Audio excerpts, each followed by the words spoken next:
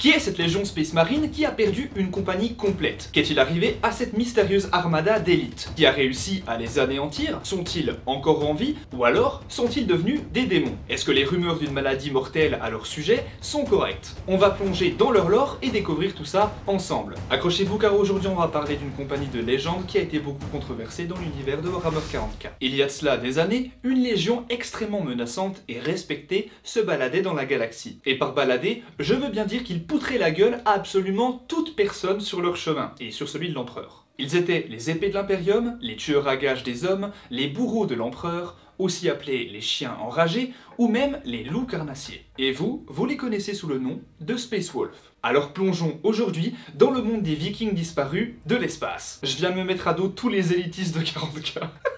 Il est très important de faire un petit résumé des Space Wolf afin que vous compreniez mieux qui ils sont. Et c'est important que vous sachiez tout ça avant que je vous parle de la compagnie étrangement disparue. Les Space Wolf sont la 6e légion Space Marine. Ils sont originaires de la planète glaciale Fenris. Leur primarque et père est Leman Russ. Et oui, c'est bien de lui que vient le nom du tank de la garde impériale, Leman Russ. Les Space Wolf sont réputés pour leur prouesse de combat au corps à corps. Ils sont extrêmement agressifs et malheureusement considérés comme très dangereux par bon nombre de chapitres. Il est très important ainsi de noter qu'ils se battent de la même manière qu'une meute de loups enragés. Et cela est assez logique quand on s'intéresse un petit peu plus à leur histoire. Mais on en parlera plus en détail une autre fois. Pour l'instant, comprenez bien qu'ils sont extrêmement efficaces au combat, et considérés comme les Space Marines les plus puissants qui existent. Mais ils sont aussi réputés pour leurs problèmes avec l'autorité. De la même manière que des gamins de 15 ans qui fument des joints en cachette. Les Space Wolf en font littéralement qu'à leur tête. Si vous aimez pas l'autorité, cette faction est littéralement faite pour vous. Leur planète d'origine, Fenris, est extrêmement inhospitalière et dangereuse sur tous les points. Que ce soit la météo, qui peut aller à des températures si basses que la glace recouvre même les océans. Alors oui, dit comme ça, c'est tranquille parce que au moins c'est que du froid.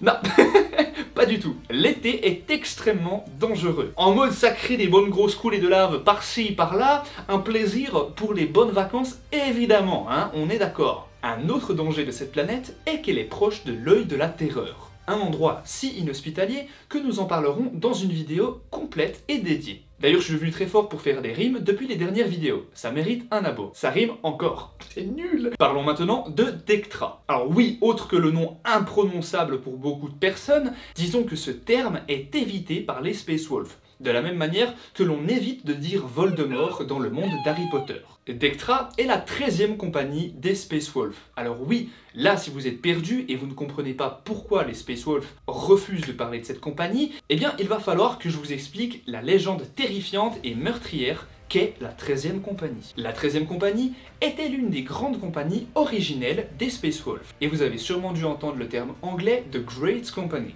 Elle est tristement connue sous le nom de Wolfenkind, ou des Wolf Brothers, les frères loups simplement.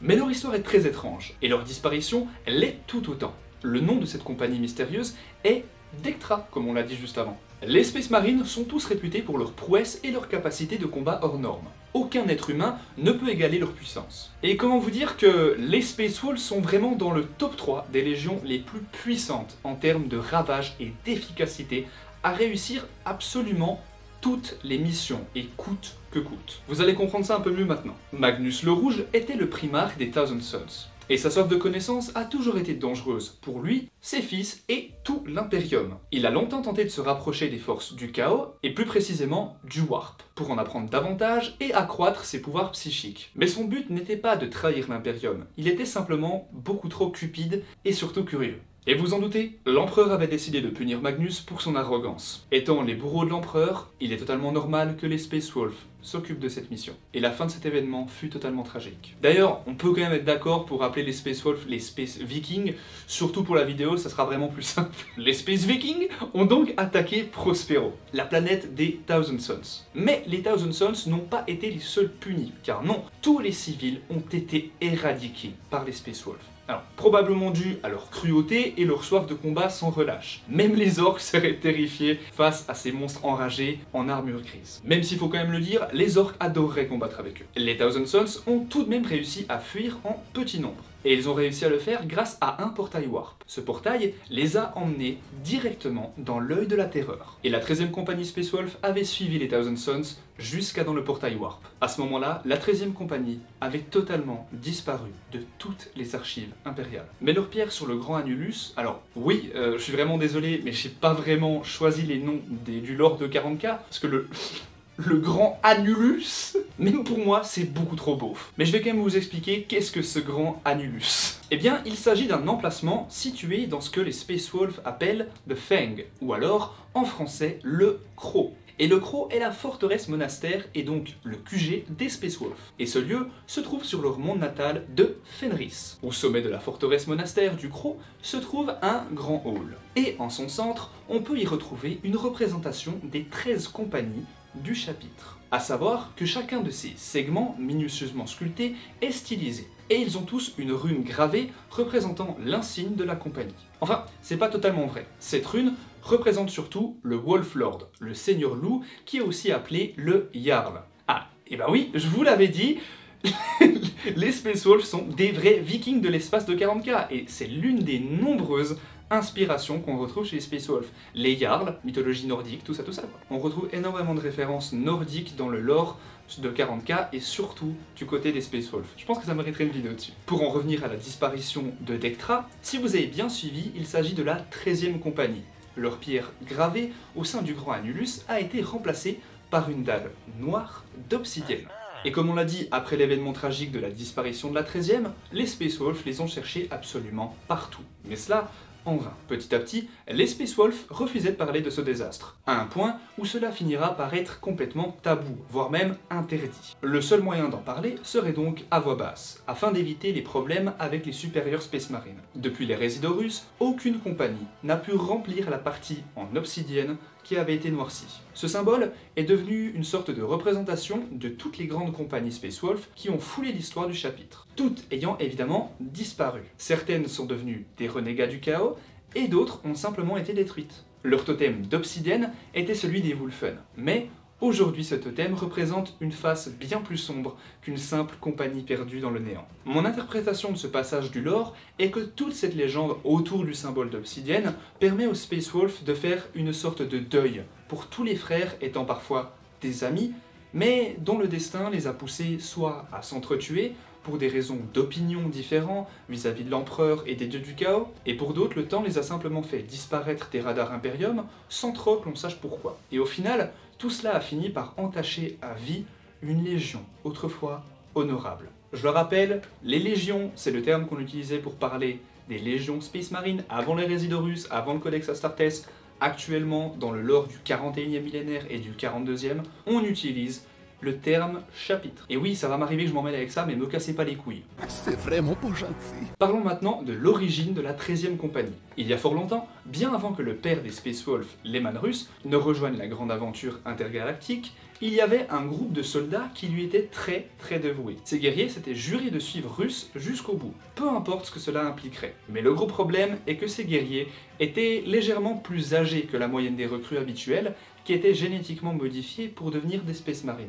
Le Mechanicum, qui est l'équivalent de nos sages conseillers techniques de chez Orange, a transmis aux futurs Space Wolves que certains de ces guerriers étaient trop vieux pour les transformations nécessaires. Mais l'obstination des fils de Russ les a totalement empêchés d'écouter, et les conseils avisés du Mechanicum furent totalement ignorés. Et ces fameux Space Wolves très proches de Leman Russ sont devenus les Barbes Grises. C'était le nom que la Légion utilisait pour les nommer. Mais entre eux, ces frères de bataille s'appelaient les Frères Loups. Et tout cela fait partie du bon vieux temps, le temps avant que tout ne finisse par basculer. Un gars du nom de Yorin Bloodhole avait été l'un des gardes du corps personnel de Russ. Il a été nommé chef de cette bande de loups. Et ces gardes étaient considérés comme les plus braves et les plus proches de Russ. Mais un jour, quelque chose d'étrange s'est produit. Une malédiction, appelée la malédiction des Wulfen, a fini par frapper ces braves guerriers, et tout ça en plein combat. Personne ne s'y attendait, et personne ne savait vraiment ce qui se passait. Même les prêtres des runes n'ont rien pu détecter d'anormal durant leur observation de la compagnie. À savoir que les prêtres loups sont des légendes au sein des Space Wolves, mais aussi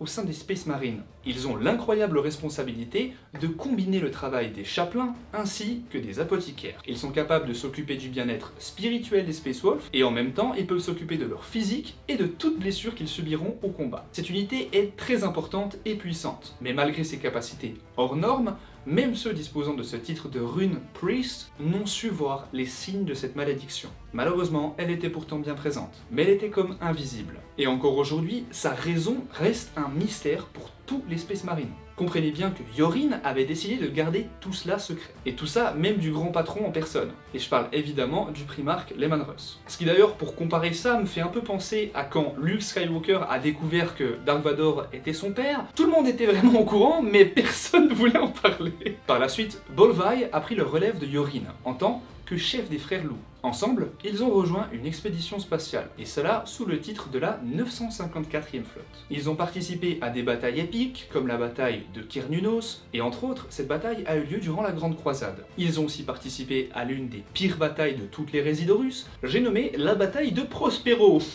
Et devinez quoi? Eh bien, c'est là qu'ils ont disparu, comme s'ils avaient été téléportés dans une galaxie lointaine, très lointaine. Ah, la référence de ouf.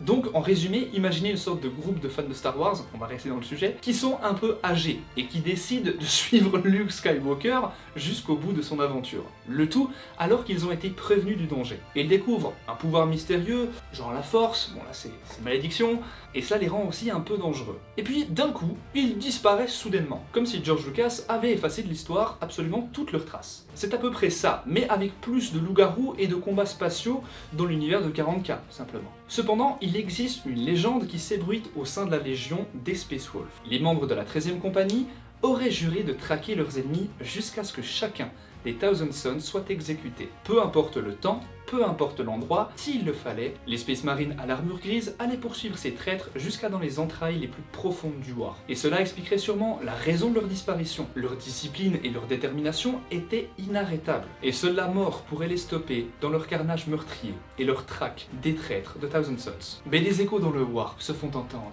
Des bruits sinistres se font de plus en plus bruyants.